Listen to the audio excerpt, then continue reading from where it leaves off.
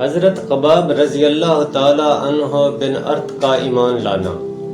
خباب رضی اللہ تعالی عنہ بن ارت کے اسلام قبول کرنے کے زمانے میں اسلام کا اظہار مکہ میں ایسا شدید جرم تھا جس کی سزا میں مال و دولت، عزت و ناموس ہر چیز سے ہاتھ دھونا پڑتا تھا، لیکن حضرت خباب رضی اللہ تعالی عنہ نے اس کے مطلق پرواہ نہ کی اور ببانگ دہل اپنے اسلام کا اظہار کیا۔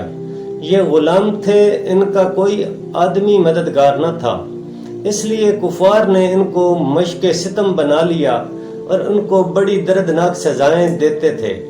ننگی پیٹھ دہتے ہوئے انگاروں پر لٹا کر سینہ پر ایک بھاری پتھر رکھ کر ایک آدمی اوپر سے مسلتا اور وہ اس وقت تک انگاروں پر کباب ہوتے رہتے جب تک خود زخموں کی رطوبت آگ کو نہ بجھاتی، لیکن اس کی سختی کے باوجود زبان کلمہ حق سے نہ پھرتی۔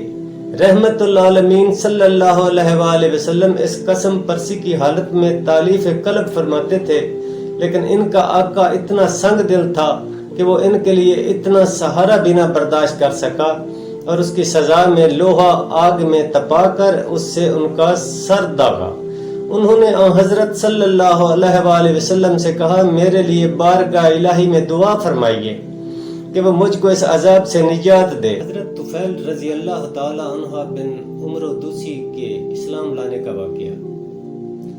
حضرت طفیل بن عمر دوسی مکہ میں آئے۔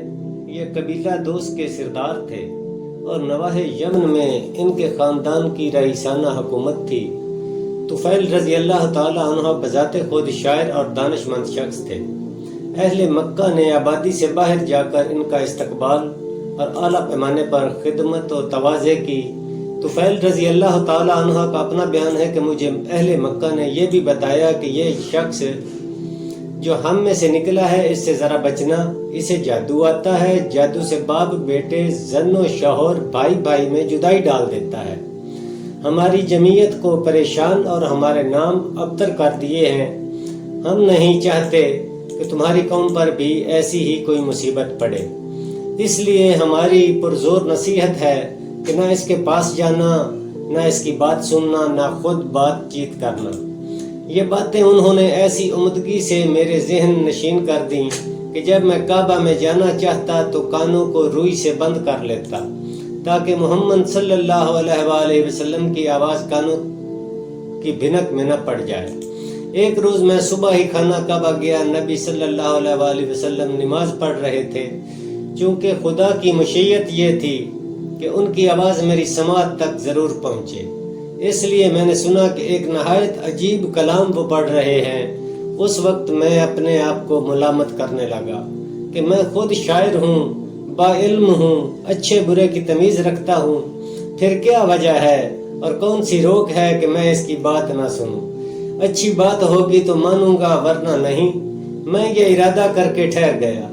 جب نبی کریم صلی اللہ علیہ وآلہ وسلم واپس گھر کو چلے تو میں بھی پیچھے ہو لیا، اور جب مکان پر حاضر ہوا تو نبی صلی اللہ علیہ وآلہ وسلم کو اپنا واقعہ مکہ میں آئے لوگوں کے بہکانے، پنبہ در گوش رہنے اور آج حضور صلی اللہ علیہ وآلہ وسلم کی زبان سے کچھ سن پانے کا کہہ سنا اور عرض کیا، مجھے اپنی بات سنائیے۔ نبی کریم صلی اللہ علیہ وسلم نے قرآن پڑھا۔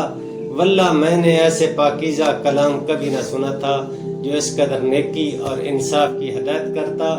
الغرض طفیل رضی اللہ تعالی عنہ اسی وقت مسلمان ہو گیا۔ اللہ تعالی ہم سب کو ہدایت